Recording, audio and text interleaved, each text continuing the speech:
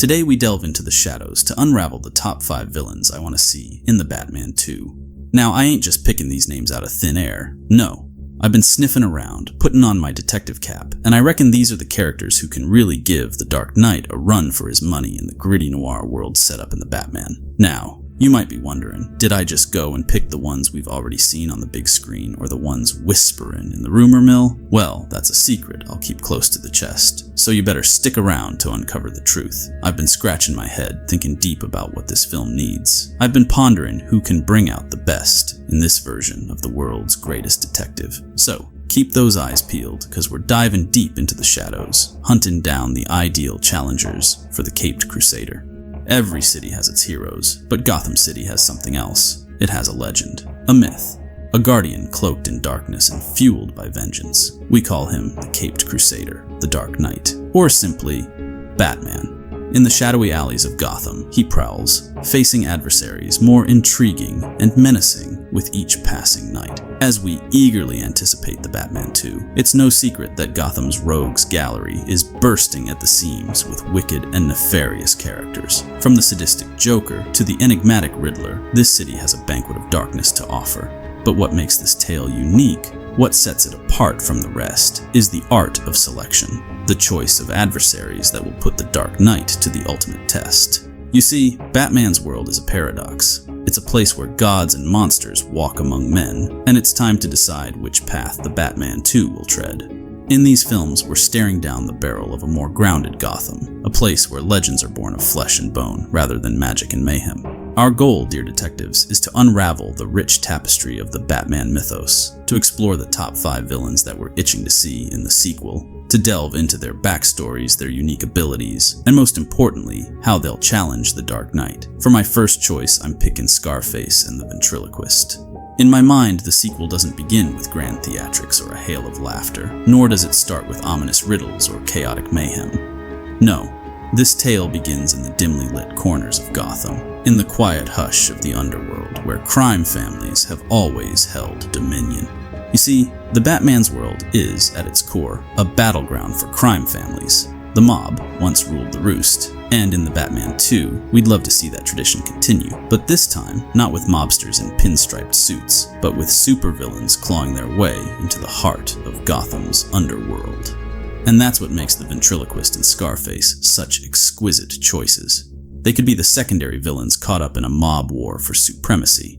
It's an underworld civil war where wooden puppetry meets criminal cunning, but what truly makes them stand out is the duality they represent. Just like our enigmatic hero, the Dark Knight, they too are defined by their dual natures. Scarface, the puppet, takes the reins, while the Ventriloquist, a meek and unassuming figure, obediently follows. The origins of the Ventriloquist are as fascinating as they are unsettling. A mild-mannered man, mentally scarred, finds solace in his wooden alter ego, Scarface. It's a chilling dance between reality and delusion, an exploration of the mind's darkest corners. The true menace of the Ventriloquist and Scarface lies not in their firepower, but in the labyrinth of their psychology. In the Batman 2, it's not just the foes that are intriguing. It's the games they play, the mirrors they hold to Batman's own duality. The billionaire playboy, Bruce Wayne, and the Dark Knight, a symbol of fear.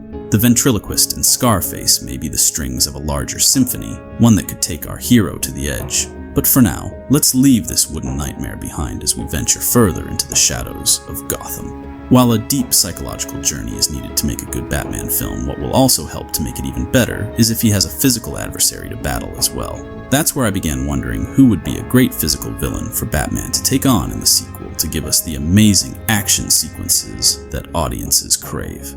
In the hallowed halls of Gotham's criminal elite, power wears many faces. Some bear the scars of a relentless pursuit of perfection, while others are marred by circumstance, destined to inhabit the fringes of the city's underworld.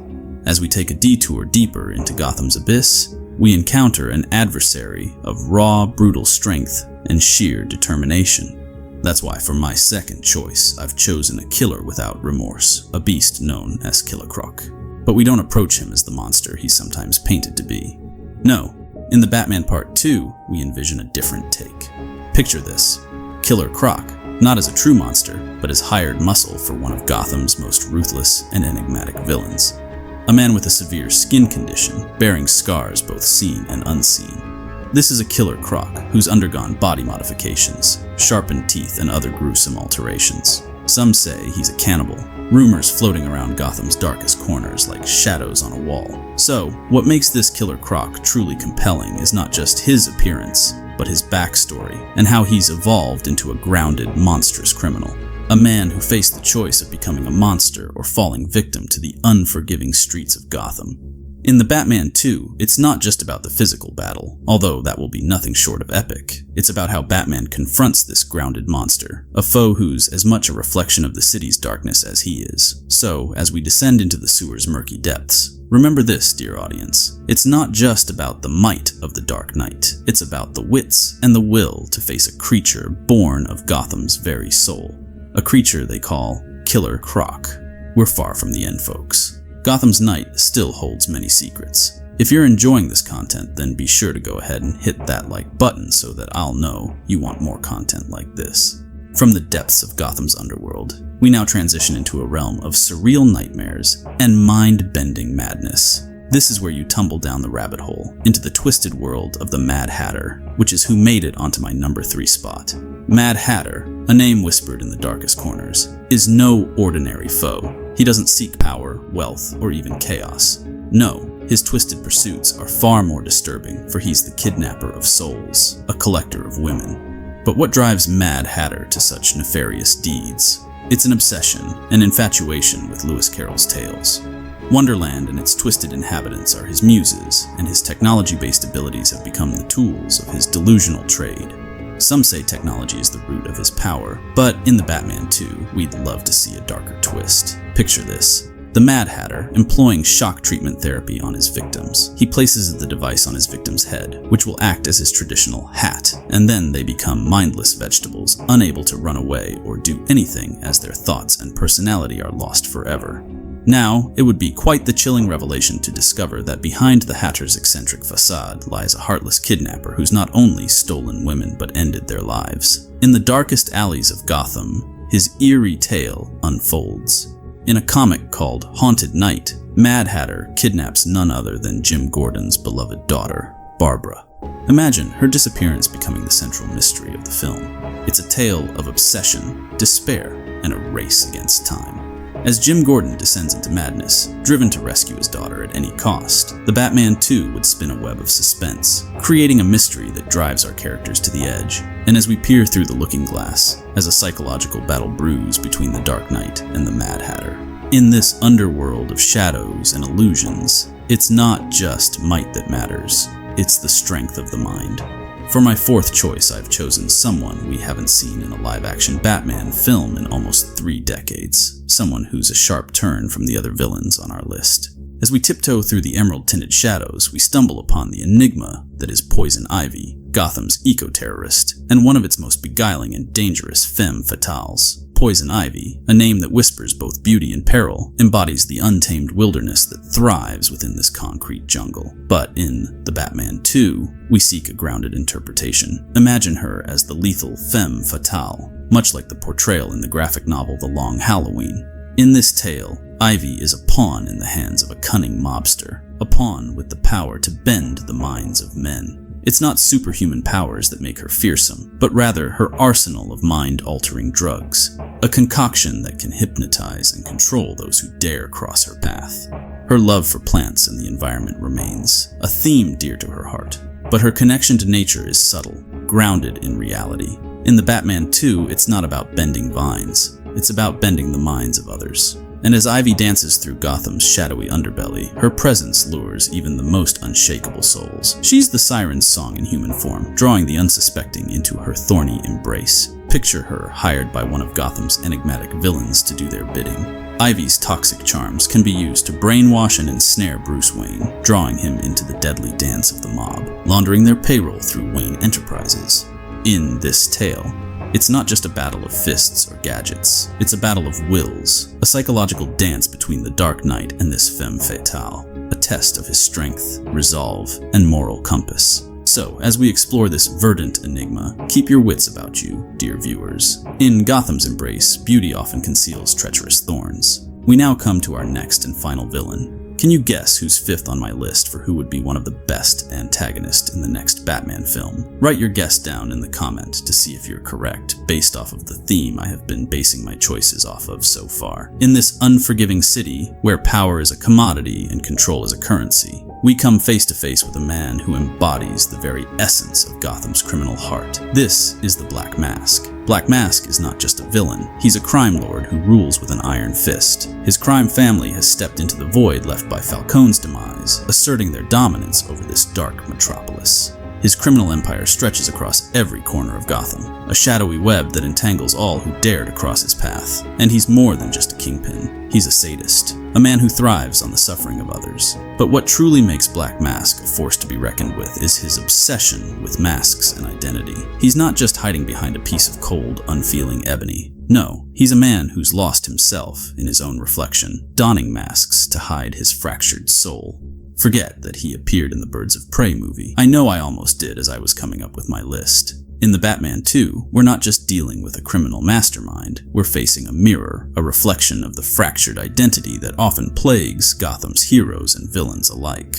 Black Mask's ruthlessness knows no bounds, and his cunning is a test of Batman's limits. The Dark Knight will find himself entangled in a deadly game of power, a high-stakes gambit where every move could spell doom or redemption. So, as we step into the hallowed halls of this crime lord's empire, remember that in Gotham, power shifts like quicksilver. In the heart of this concrete jungle, it's not just the roar of the bat, but the calculating mind of the Black Mask that echoes through the night. So that completes my list of my 5 top choices to appear in The Batman 2. But sit tight, because that doesn't mean it's the end of the story or who I think will make an appearance in the film. As we navigate the dark alleys and Byzantine streets of this city, let's cast our eyes upon the whispers and shadows that dance at the edge of our vision. The future of Gotham's villains looms ever closer, bringing promises of chaos and intrigue. Rumors abound, suggesting the emergence of the enigmatic Hush and the sinister Court of Owls, lurking in the shadows, waiting to make their move.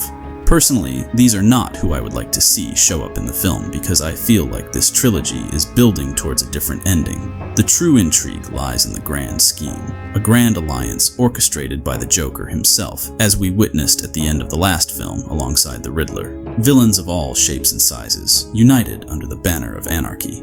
It's not just a storm on the horizon, it's a tempest of criminality, and Gotham's salvation hangs in the balance. The third and final film could promise an epic showdown, a clash of titans where Batman faces his greatest test, but the story doesn't end there. While I wouldn't want these characters to show up as main characters in The Batman 2, there are other ways to bring in some of Batman's other antagonists. The television series, set within the walls of Arkham Asylum, opens new doors.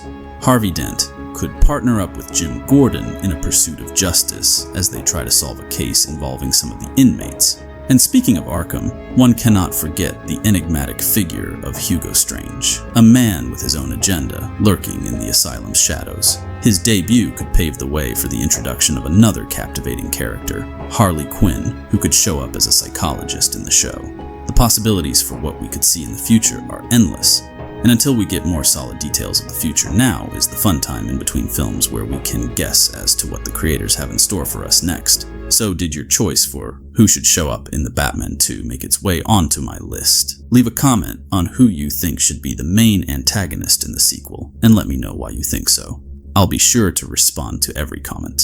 If you want to get caught up to date on everything you need to know about The Batman 2, then be sure to watch this other video I posted recently. Our journey through this labyrinth of mystery and mayhem is far from over, so until next time, keep your eyes wide and your senses sharper than a batarang. For in Gotham, every shadow tells a story, and every story is a piece of the night.